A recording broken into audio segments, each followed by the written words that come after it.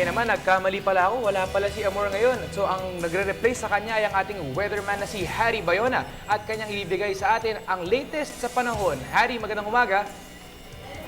Magandang umaga rin sa Sandro. Good morning Pilipinas. Good morning boss. Mga kababayan, tuluyan na nga pong pumasok ng ating bansa itong binabantayan natin na si Typhoon Francisco at binigyan nga po natin ng local name na Urduha na siyang ika-21st na bagyo for this year at ika-4 naman para sa buwan ng Oktubre. At upang bigyan tayo ng updates, makakasama po natin ngayong umaga si Pag-asa Weather Forecaster Alvin Pura. Good morning Mr. Pura. Good morning sa iyo, Harriet. Good morning din sa inyong mga viewers. Right, Mr. Pura, ano na po bang latest hinggil kay Bagyong Urduha? Ano na po bang exact location nito at gaano kalakas sa mga hanging taglay nito? Oo, Harry, nakapasok na nga ng ating Philippine Area of Responsibility itong ating bagyong si Urduha. Kanina pong alas 6 na umaga, ito po ay tinatayang nasa layong 1,180 kilometers east ng Itbayat, Batanes or nandyan nga po sa mismong ating boundary line. Ito po ay may lakas na hangina na umaabot sa 160 kilometers per hour at may pagbugso na umaabot sa 195 kilometers per hour. So inaasahan natin kumilos, hilagang kanluran sa bilis na 13 kilometers per hour.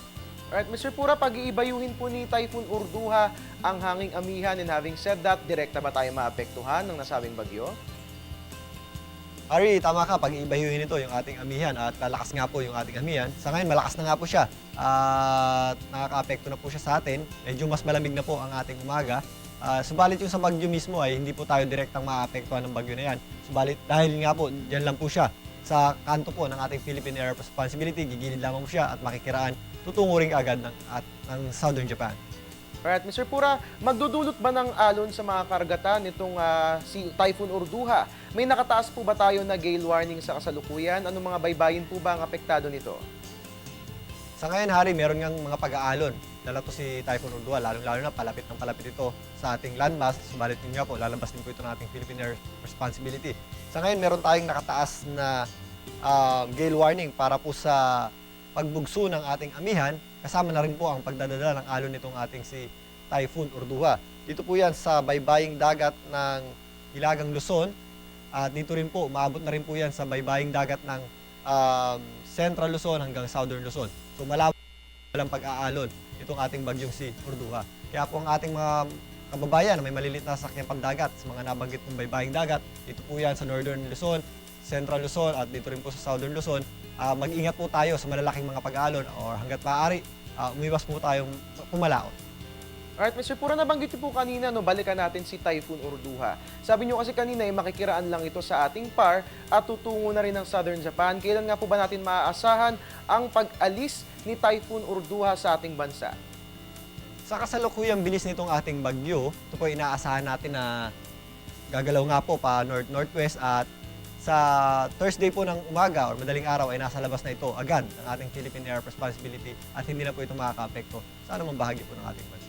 Alright, good news po yung mga kababayan. Parang magkakape lang itong si Typhoon Urduha sa bansa. No? Dadaan lamang po ito ng Philippine Area of Responsibility at inaasahang by Thursday midnight o Thursday morning ay tuluyan na nga itong lalabas ng ating bansa. Ito naman Mr. Pura, no, bagaman hindi pa tuluyang nakalalabas itong si Typhoon Urduha, pag-usapan na rin natin ito para sa kahandaan ng lahat. No? Ayon sa mga forecasting tools ng Pag-asa, meron po tayong binabantayang tropical storm sa labas ng ating PAR. Paglabas ba ni Typhoon Urduha, papasok na po ba ito ng ating bansa?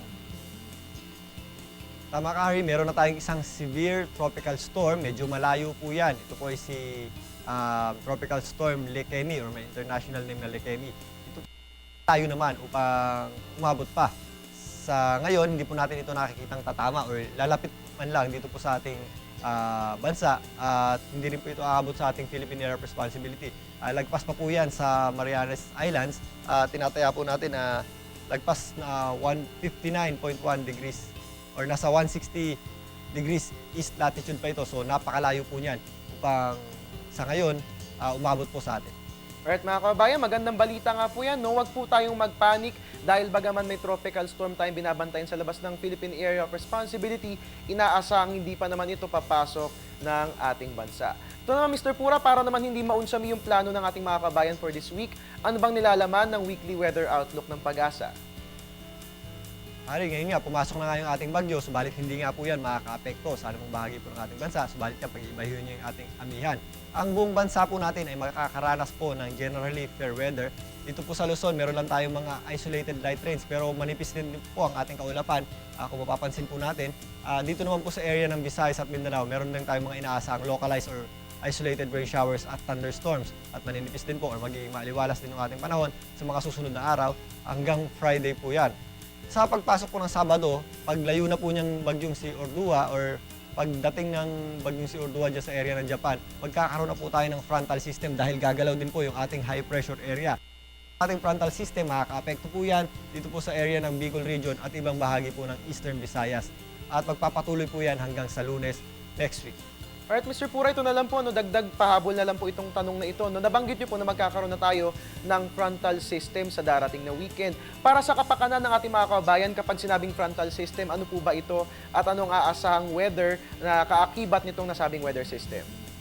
Yung ating frontal system ay nanggagaling yan sa ating amihan or northeast monsoon at dyan sa high pressure area na nanggagaling po sa China. Pag meron po tayong frontal system, ibig sabihin po niyan, yung malamig na hangin dito po sa high pressure area natin or nanggagaling sa northeast, sumasanib po yan sa init na hangin na nanggagaling naman dito sa karagatan ng Pasipiko or sa easterlies natin.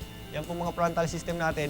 Normally po yan, may dala po yung mga kaulapan at mas madali po yan mag-create po ng mga cloudiness at magdadala po yan ng mga may malalakas ding hangin at mga pag-ulan po, lalong-lalo na po doon sa inaabutan po ng axis ng ating frontal system. At inaasahan naman natin, yung frontal system natin ay nag-oscillate yan, gumagalaw din po yan, kasama po nung ibang weather system natin na kasama po or kakibat ng ating frontal system. Alright, maraming salamat sa inyong weather trivia, Mr. Pura. Last few reminders po para sa ating mga kabayan para sa araw na ito. Ganun nga, Harry, meron nga tayong surge ng amihan natin. So, yung ating mga kababayan, inaabisuhan po natin na magdala po ng mga pananggalang lalo na po sa umaga para makaiwas po tayo sa mga sakit. And there you have it. Maraming salamat, Mr. Pura. Mga kababayan, yan nga po ang weather forecast para sa araw ng Martes. At atin nga pong nakasama si Pag-asa Weather Forecaster Alvin Pura na siyang nagatid sa atin ng mga dapat asahan sa lagay ng ating panahon.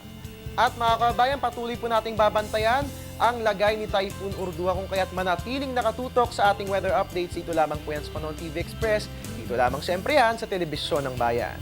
At your service po yung weatherman, Harry Bayon, na nagpapaalalang tiwala lang, may tamang panahon ang bawat pagkakataon. At ngayon naman, para mas lalong gumanda ang ating umaga, ibalik na po natin sa napakagandang si Dayan Medina dyan sa studio.